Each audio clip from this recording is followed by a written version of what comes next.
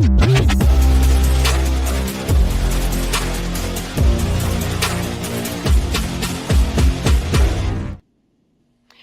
and welcome to week 6 of Jets Final Drive. I'm your host, Jeane Coakley, and like always, I'm joined by our SNY football insider, Connor Hughes. And Connor, it's just you and me today because we got a lot to talk about because it's Tuesday after a Jets game, and as we know, everything happens on Tuesdays, right?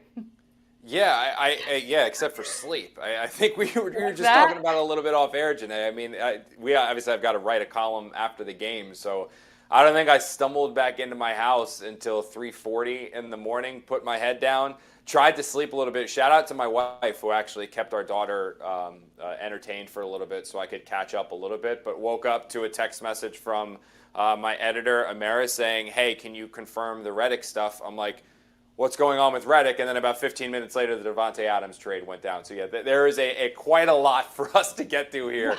On yet another eventful day with the New York Jets. Exactly, but just a reminder, Jets Final Drive on Apple Podcasts, Spotify, or wherever you get your podcasts. Now, as we know, Monday night game, Jets lost 23-20 to the Bills. They had the opportunity to take control of the AFC East. Obviously, that squandered. They're now 2-4. But like you said, Connor, you got a text from Amara saying, what's going on with the Haason Reddick deal? Then you said, wait a second, Davante Adams. Let's get to Davante Adams first. Walk me through what went on with that. So the Jets and the Raiders have been talking for quite some time here, Jeane, because basically what had happened was... When you say for quite a long time, when do you start? Like, we talking this summer, or we talking... Well, literally when they got Aaron Rodgers. I mean, the rumors have been circulating, and Rodgers had been... not tampering about a potential reunion with Davante Adams for quite a while, but the Raiders were never willing to deal Adams. That was always the case. So when the Jets checked in shortly after acquiring Rodgers, they were told, look, Adams isn't for sale. When they checked in before the deadline last year, it was Adams isn't for sale. When they checked in at the deadline, Adams isn't for sale. When they checked in this offseason, Adams wasn't for sale. What we've told you over and over and over again here on SNY, written things like that, is that once Adams was made available, once the Raiders were willing to listen to offers for him, the Jets were going to be first in line, and in all likelihood, they were going to get a deal done. The reason why Adams then went to the Raiders and said a couple weeks ago, early October, and said, look, I'd like to be dealt. The reason why it didn't happen in that moment was that there were some obstacles that they needed to overcome. First, draft compensation. The Raiders originally wanted a second-round pick and nothing less than a second-round pick. Actually, they wanted second-round pick and more for Davante Adams to get a deal done. They also wanted the acquiring team of Davante Adams to pick up and absorb the remainder of his base salary. So basically, not only give us a second, but then pay every penny for a 31-year-old wide receiver who's dealing with a hamstring issue at the moment. No team across the NFL, I was told, was willing to do that in that moment. So the Raiders waited. They waited. They were hoping other teams like the Buffalo Bills, like the New Orleans Saints, like some of these other organizations that are wide receiver needy, hoping that they would come in there, sweeten the pot, and do what they needed to do to get Davante Adams. That didn't happen. It basically came down to the Jets and only the Jets. And on Tuesday, or actually this happened kind of Sunday, it started to materialize, and then it's just going to be finalized here on Monday. This thing got Tuesday, across the you're off finish the line. day. So what was that, sorry, Jeane? You said Sunday it kind of happened, but it kind of happened Monday, and then it happened on Tuesday, right? Yeah, Monday, I'm sorry. Yeah, like I said. I'm the same way. I get it. Sleep deprived. My brain is literally like porridge mush right now. So we're fighting through this. Like, I think I'm more banged up at the moment than Aaron Rodgers' body is. But, yeah, so this thing, basically what's going to happen is the Raiders, they conceded some and the Jets conceded some because the Raiders aren't going to eat the large portion of Davante Adams' base salary this year. The Jets are going to do that. That was something that management needed to be okay with and get the okay with from ownership, and that was something that happened this week, and so they moved forward with it. And then the Raiders are not going to get their second-round pick plus for Davante Adams. They're getting a conditional third-round pick that can become a second-round pick if Adams is a first or second-team All-Pro. That is very unlikely to happen considering we're 6 games into the year. What could happen, though, is if he's on the roster for the AFC Championship game or the Super Bowl, that becomes a second-round pick, which obviously the Jets will be more than happy to part with a second-rounder if they're playing in either of those games. Okay, so the trade's not official yet because it's pending a physical. hamstring issue. Do you think that's a problem? Do you think that's going to be a problem? Because Davante Adams hasn't played in the last couple of weeks because of a hamstring injury.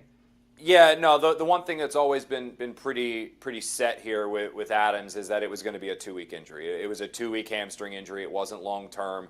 It was a real hamstring injury. This wasn't like Davante Adams was just like, oh, I don't want to play anymore. I tweaked my hamstring. Or we've seen players hold in. We've seen players all that. That was not it. That's not what we're looking at here. This was a real hamstring issue, but he is healed. And from what I was told, Jeane, by one Jet source, the hope is that as long as he passes this physical, which again, there's no indication he's not, he's going to be on the field Sunday night against the Steelers. Okay, so tell me what the wide receiver room now looks like. You've got Mike Williams, you've got Garrett Wilson, you have Allen Lazard, you now have Davante Adams. Is there enough balls to go around for everybody? Well, I mean, I'll tell you what, Jeane, is that it's an interesting situation because that's the $1 million question. And it's going to take a lot of people within the Jets building, and specifically talking about players, being unselfish. And it's going to really show you the high character individuals that the Jets believe that they've acquired, the team first players that they believe they've acquired. It's going to test that pretty strongly, because there are going to be games now where Garrett Wilson does not see the lion's share of the targets. There are going to be games where Mike Williams is an afterthought. And I know that I'm sure the Jets will explore potentially trading him, but I talked to a source today inside the building, and they did not give me any indication that Mike Williams is about to be on his way out. Like, the Jets like the fact that they're running 4 deep right now at receiver, and Mike Williams gives them something, that 50-50 big-bodied red zone threat that maybe necessarily the other guys don't, specifically with the 50-50, although we've seen Allen Lazard come up. But Allen Lazard's going to have games where he doesn't really get the receptions. Tyler Conklin is going to be an afterthought at times. If the passing game's working, maybe Braylon Allen or Breece Hall aren't the focal point. But if the Jets are winning football games, that should be all that matters. And I think that's what you're going to see. But I got a text from somebody within the Jets building today, and it was basically, how do we stop this group? You know, how do you stop Davante Adams and Garrett Wilson? And truthfully, Jeane, I don't necessarily know how you do. And it's because you now have spacing. You now have the ability to stress a defense. Free talked about the running game opening up, Jeane, because how do you not double Garrett Wilson? Well, now you have Garrett Wilson on one side. You've got Davante Adams on the other. Actually, believe it or not, Rodgers talked about this on the Jets pregame show. The best situation for the Jets would be Allen Lazard split wide, Davante Adams split wide, and Garrett Wilson in the slot. When the Jets first drafted Garrett Wilson, that's where they wanted him to play. I know everyone was like, oh, Elijah Moore's their slot receiver. No, it was Garrett Wilson. They believed Elijah Moore was going to be their Brandon Cooks, and Garrett Wilson was going to be their Cooper Kupp. He was going to be a dominant, more athletic Kupp in the slot. Now you can kind of allow him to go in there, feast in space, go down the seam, make plays in that position, and really take this offense to another level. And if you're worrying about all those receivers, well, now Breece Hall is running against an unloaded box, which is going to help the offensive line and all that stuff. So the receiving quad right now with all these guys, it is undeniably the most talented quartet I think I've seen the Jets since I've started covering this team, because they really do run 4 deep right now with 2 legitimate alphas in Garrett Wilson and Davante Adams.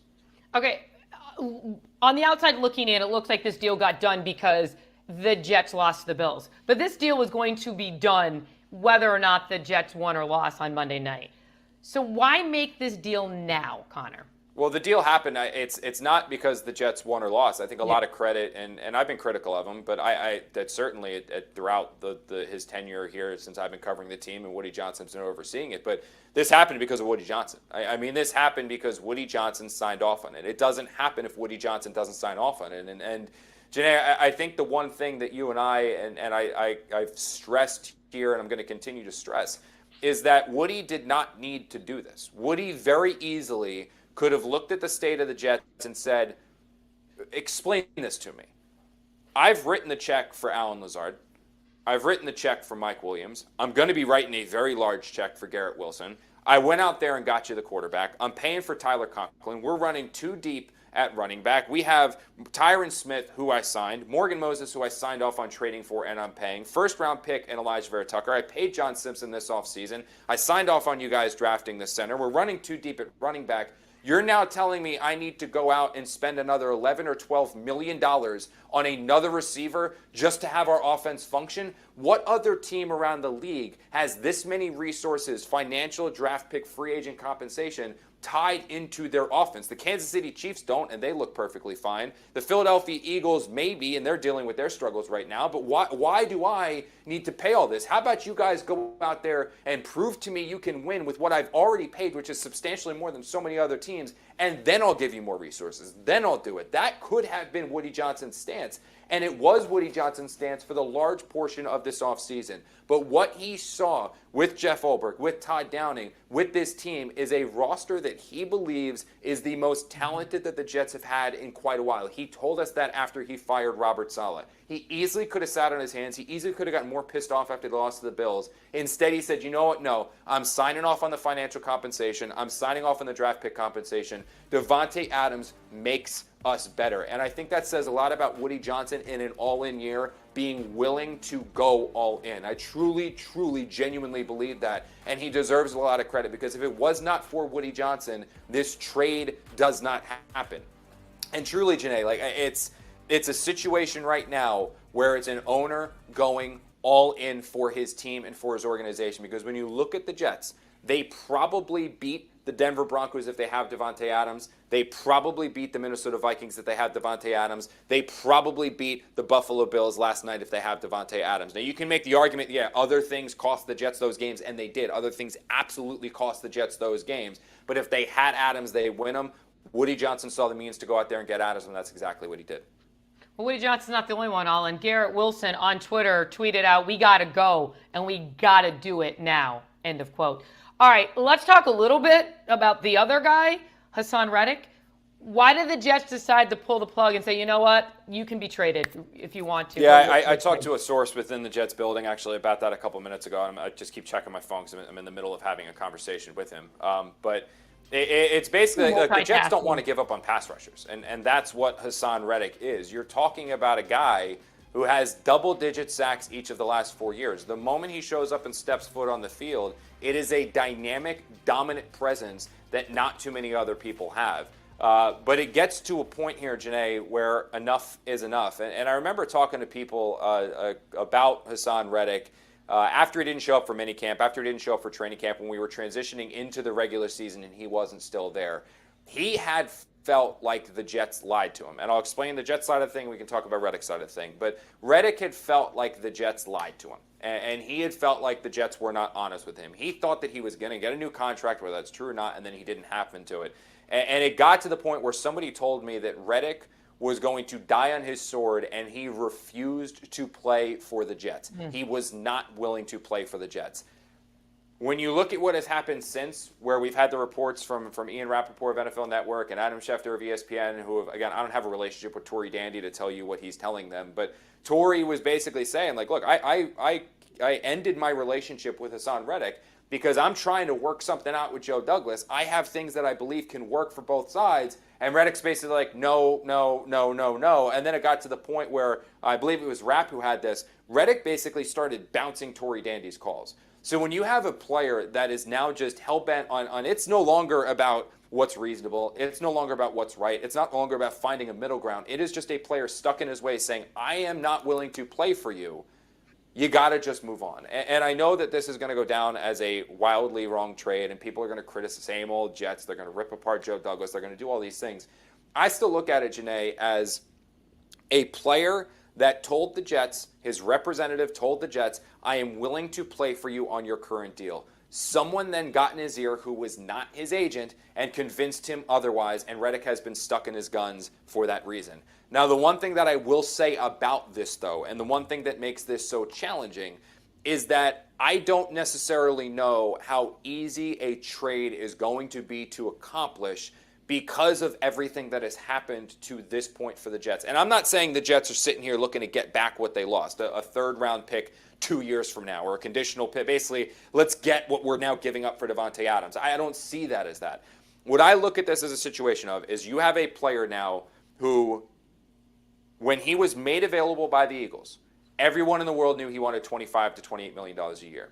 The reason why the Jets were able to get him for a conditional draft pick 2 years from now was because no one else was willing to give the Eagles anything. People don't trade for like legitimate players like Haason Reddick for compensation 2 years from now because of how much the NFL landscape can change with a player. That tells you how the rest of the league viewed Reddick then. It hasn't exactly gotten any better right now. Also, if you are a team interested in trading for Haason Reddick, how do you know he's actually going to play for you, right? Like he told the Jets, Jeane, that he was going to play for them. He told coaches when he showed up for the physical. His agent and him himself told Joe Douglas he was willing to play on his current deal for the Jets as they reworked minor adjustments, but pretty much his current deal. Then all of a sudden it comes time to play on the current deal, and what happens? He doesn't show up. So, like, how do you know, like, okay, we're going to trade for him, and then he's not just going to pull the same stunt? You don't, because his word no longer means anything. So, yeah, I'm sure the Jets would love to move on from him, but this isn't only about the Jets just accepting very little draft compensation, because I really don't see them getting anything better than a 5 or a 6 for this guy. It's about, if you're the acquiring team, why are you going to do this if you don't even know if this guy's going to play for you? You don't want to get stuck in the same situation the Jets did. So unless there's, like, a proof, like something written, I just don't know how a deal for Reddick gets done, but I mean we'll see. Joe Douglas has pulled some master classes before and made some deals for players. I'm like, he traded that guy? He got something for that guy? This would be another example of that. Well, there's a lot of money that Reddick is now losing, so you would think that money talks just a little bit. All right, let's move on, Connor, because there was a game last night. Did you know that? Like, I know. I did, yes. I do. I think I remember that. Yeah, honestly, Zach Rosenblatt, Jeane, had the best tweet of any of us, where he sent out, I saw that, yep. Man, this week has been a really long year. Like, that is so perfect for what we're looking at right now. Like, this week has been a hell of a year, man. Yeah, that's exactly what it is. It's been a year and wrapped up in 7 days. Because last week on Tuesday, Woody Johnson shocked the NFL world by firing Robert Saleh, blindsided us all. Named defensive coordinator Jeff Ulbrich as the interim head coach. Ulbrich's first act as interim head coach was changing the play call from Nathaniel Hackett to Todd Downing. Ulbrich obviously still looking for that first win. But for you, Connor, after watching the game, what did you see from this team under Jeff Ulbrich? Well, and in Todd Downing, I like Jeff a lot. I want to preface. I want to preface this. I want to preface this with this. I like Jeff a lot. I think that he is going to be a very good head coach in the NFL. There's a reason, Jeane, and we talked about this on Jets pregame live yesterday. There's a reason why so many people across the NFL believe that this guy is going to be a head coach. Believe that this guy was going to be a head coach in short order. And now that he has his opportunity, he's going to make the most of it. He has all of the traits of that guy. However, people that were expecting wholesale changes because he is now replacing Robert, I don't necessarily think they were going to get it because Jeff is a very, very similar coach to Robert. This was not like they fired Robert and they brought in this insane disciplinarian. I would compare it to when Jim Fossil was the Giants coach way back when, and he was very laid back. He was not disciplined at all, and players kind of went crazy. Then they brought in the drill sergeant of Tom Coughlin, and it was like this culture shock, and suddenly things changed. No, I mean, Jeff Ulbrich was basically, and Brian Costello worded this perfectly, he was basically Robert Saleh light. Very similar mindset, very similar in what he wants to accomplish, very similar in the way that he coaches. He's a former player, and former players generally tend to cater to the players, which can sometimes lead to undisciplined play. That's what we saw again. The penalties that were there with Robert, they were still there with Jeff. The minor silly mistakes that were there with Robert, they were still there with Jeff. And I genuinely believe that's probably going to be a case because, again, they're very, very similar coaches. It does not mean Jeff's not going to be a head coach. Doesn't mean this isn't going to work, but you weren't going to see the major changes. I will say that I was wildly impressed with the way that Jeff made halftime adjustments because the Bills went from scoring 3 of 4 touchdowns on their opening drives, going for 85, 75, and 50-yard touchdown drives, to basically being shut out there in the second half, minus some spectacular plays individually from Josh Allen, which put them in position to score, but still they really weren't able to do anything other than a field goal. So tremendous halftime adjustments from Jeff Ulbrich. Big credit there because we've seen tons of coaches not do that, but wholesale, not major changes, which is what I expected. Todd Downing, Jeane, that's where I think we saw the biggest difference. And, I mean, Jeff Ulbrich is still calling the defensive plays, too. So there was a lot going on for him this week. Let's talk about the offense. 2-minute drill part 2. Aaron Rodgers again had the opportunity at the end of the game to drive down the field for a game-winning touchdown. and all 3 timeouts at his disposal. And again, he threw a game-ending interception, this time with an underthrown ball to Mike Williams. Why do you think Rodgers can't find success in these 2-minute drills to end the game? Well, it's what Aaron said, Jeane. It's just not on Aaron. It's details. It's little mistakes. I mean, when I saw that play at first from Aaron, my initial reaction was, "Wow, that's a bad underthrow.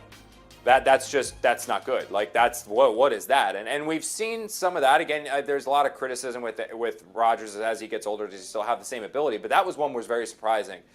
Aaron then talked after the game, and the one thing that I really appreciate about Aaron is that he does not in any way, shape, or form mince words or bite his tongue in what he thinks or believes should happen. If a player screws up, he's going to hold them accountable, and he's going to put them on blast when they screwed up, and that's exactly what happened in this situation.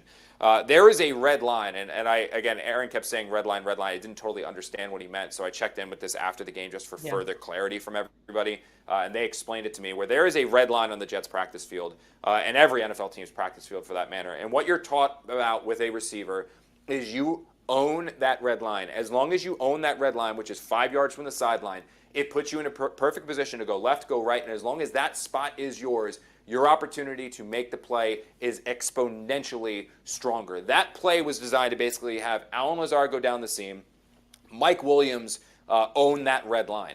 Allen Lazard breaks free and gets a step on his defender up the seam and then throws his hand in the air. When he throws his hand up so emphatically, Taron Johnson comes off of Mike Williams and starts running with Allen Lazard.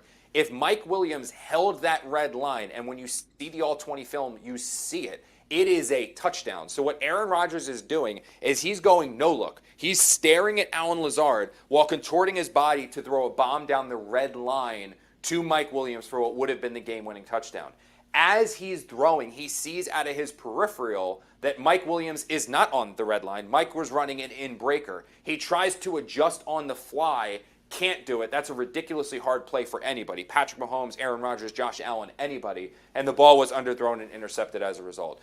These are the little mistakes here or there that are plaguing the Jets. And you can make the argument, Jeane, that bad teams find ways to lose games. And I do believe that. I mean, I don't want to hear the excuses of, oh, the kicker missed kicks because the Bills kicker missed kicks. I don't want to hear like, oh, it's all on Mike Williams, because if the Jets were more successful in the red zone where they went 1 for 4, they're never even in that situation relying on Mike Williams in that spot. I mean, the teams that are in a rut, teams that are struggling, they tend to make these mistakes in these moments, in crunch time, and it costs them games. And the last 3 weeks, it is costing the Jets games. I would say in the opener, or the game against the Broncos where they had a chance to go down the field and score and win, you can put that one on the offensive line because they were a disaster, had no idea how to handle the overload blitz. Aaron Rodgers was destroyed as a result. That cost him that. The game against the Vikings, that one's on Allen Lazard. 4 drops, one of them on the next play, Rodgers threw the pick six. One of them cost the Jets a touchdown. Either of those 2 plays don't happen, they win that game. The Vikings, that one's on Aaron Rodgers. That's a bad throw to Mike Williams inside. He's got to put it up and give Mike Williams a chance to 50-50, high point it.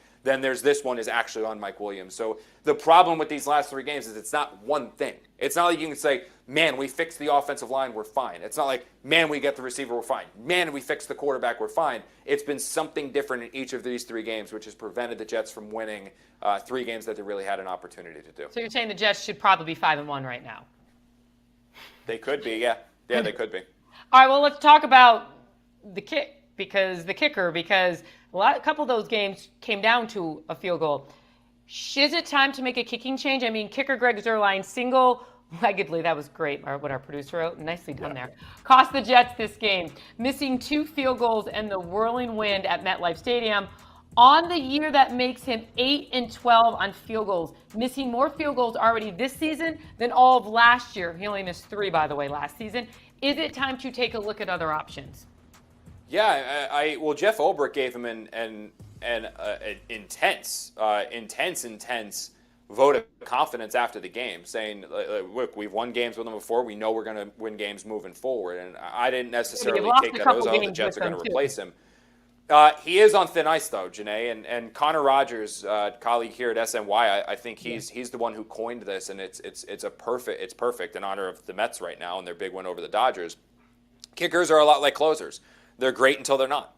That's it. They get hot, and you'll have a stretch where they're fire, and then something happens where they just fall off. Very rarely are kickers good for 10, 15 years. Like, it's just they go through these little ups and downs. Even Zuerlein, he was great with the Rams, struggled.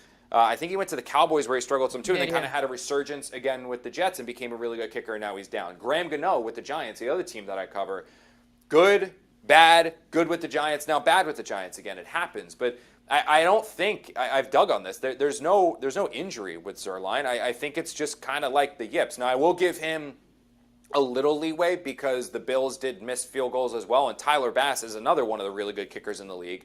You and I both walked into the game last night, Jeane. It was wildly windy and not really ideal conditions, so maybe that played a role.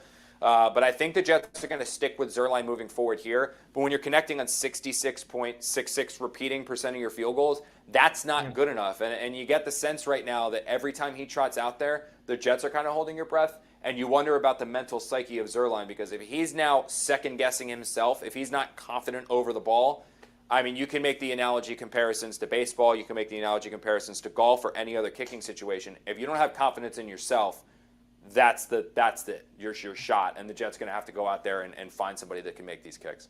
All right, let's talk about the defense, Connor. Primarily stopping the run defense. And their last 3 losses, the Jets have given up 126 rushing yards to the Broncos, 82 yards to the Vikings, and how about 149 yards to the Bills last night? And James Cook wasn't playing, including the final 6 on a rush by Josh Allen to seal the game for Buffalo. Why is this defense struggling to stop opponents' run game? Well, the Jets have never been a great run defense team. I mean, that's the Robert Saleh, Jeff Ulbrich philosophy on defensive linemen is they want smaller guys who are super agile, can attack and get to the quarterback. That's what they want. I think some teams, 49ers did this, the Bills did it, they're kind of loading up a little bit on power and they're establishing the ground game like that. Like, I mean, there were many times where we heard last night, number so-and-so is eligible. I mean, they're bulking up and saying, you know what, we're just going to bully ball you. But aside from that, there have been missed tackles. There have been ill-advised angles. You look at the play that won the game or sealed the victory, I should say, for the Buffalo Bills. Josh Allen gets Michael Clemens to come crashing inside, and then he runs right around him for the first down. So I think there's some fundamental issues. I think there's some scheming issues. I think there's some personnel issues there. But it's going to have to be something that the Jets figure out. Now, Jeane, the one thing that can solve a lot of these issues, and it kind of goes back to the offense, is that if Davante Adams helps the Jets open this offense like they believe he can, if the Jets can go back to, remember the 2-score lead, the push felt round the world between Aaron Rodgers and Robert Saleh? That felt like last year, Connor. I don't remember it. It feels like a decade ago. Yeah, but the one reason why they want that 2-score lead, that infamous 2-score lead, is because it allows you to make the opposition, the offense, one-dimensional. You don't have to worry as much about the run game. You can pin your ears back, go get the quarterback, and the defense can start cheating a little bit. When you're in these games like the Jets have been, when you have to start guessing, when the run game's setting you up with third and manageable situations, that's why the Bills had so much success in the first half. Not a lot of success so much in the second half, and some of the penalties Buffalo was dealing with aided and thwarted some of those drives. But it really is about the Jets making the defense one-dimensional. The defense can do that themselves, but the offense can help them out with some 2-score leads, and you hope that Davante Adams helps them with that. Listen, it's not as if Buffalo looked great last night. I mean, it was a very sloppy game, both ends. I mean, Buffalo had 11 penalties for 94 yards. Connor, is the AFC East really like anybody's to win? I mean, at this point, I know the Bills have a 2-game lead right now, but are they that much better than everybody else in the AFC East? Josh Allen is. Allen is. The Jets won that game the Bills won that game because of Josh Allen. Referees, yes, the Jets made some mistakes, but if Josh Allen is not the quarterback of the Buffalo Bills, the Jets that's not a Bills victory. It's wide open. Even at 2-4, you can see it. 2 games back of the Bills. They still have to play the Dolphins twice. They play the Patriots again. They play the Bills again. You look at the back half of the Jets' schedule, and there are so many games there for the taking. I mean, I don't think the Steelers are world beaters in spite of their 4-2 record. They're still going to play the Seahawks, who stink. The Cardinals stink. The Colts stink. I mean, there's a ton of games there for the Jets to go out there and get. But if you're looking for reason for optimism, truthfully, for this team, Jeane, And I don't believe it's the division that the Jets play in, because 4-2 division-leading Bills, that's a good record to be leading your division. It's not like they're 3-3 or anything like that. Like 4-2 is a legitimate record through 6 games. The Jets are 2 back for a reason. But the biggest hang your hat on, feel good, it's Todd Downing, in my opinion. And we talked about Jeff Ulbrich a little bit earlier on in the show, and were there enough changes or whatever. The changes that I was hoping to see from the Jets when they made these adjustments, and you can make the argument that it probably would have happened with Robert Saleh because he wanted to do the same thing. Todd Downing, what he did against the Bills, the way he called that game, it was everything to me. The Jets hurt themselves with, again, Mike Williams, user errors. But the reason why the Jets didn't score, it was player error, not coach error. I remember talking to players going into this game, Jeane, and they told me that they felt like for the first time in a year and a half, they were at a legitimate, schematic, scheming advantage to their opposition. They felt like the conviction in which Todd Downing calls games, the confidence that he has in himself and what he is asking his players to do, it was going to put them in a position to win, when in the past with Nathaniel Hackett, it was like, hey, here's 3 plays, Aaron, what do you want to do best? Like, no, this was Todd Downing saying, this is what we're going to do. It's going to work. Let's go out there and run it. And what you saw on Monday night, Jeane, was a reintroduction of the motioning, where the big 42-yard run that Breece Hall had, he originally lined up as a receiver. He motions into the backfield. The Jets get him the ball on that sweep around the outside. He takes off down the field for the big gain, and the Jets probably should have scored a touchdown, but they didn't end up doing that. It's not just about that, though, right? That's a play that we see early on. The Jets then use that play to set something else up, because later on in the game, they fake that to Breece Hall with the same exact look. Then they come back to the complete other side of the field to get a pass to Garrett Wilson on like a little slip screen kind of thing. He picks up the first down. We saw the Jets using plays in the first quarter and the second quarter to set up things in the third and the fourth. We saw creativity like the flea flicker, although it didn't work. Breece Hall running down the seam as a receiver. Loved that. The touchdown that was called back because of the holding, it wasn't just Braylon Allen and Breece Hall in the backfield together. You had Braylon Allen as the fullback, giving the ball, lower his shoulder, fighting to the end zone for the touchdown.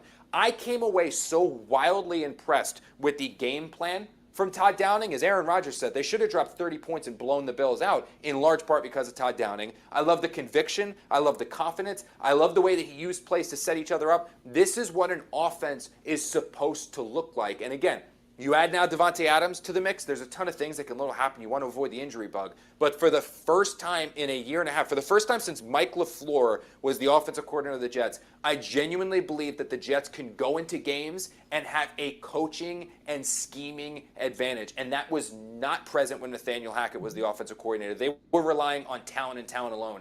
Now the Jets are not just doing that. They have elite level talent, and you're marrying it with a coach that's going to put them in the best place to have success.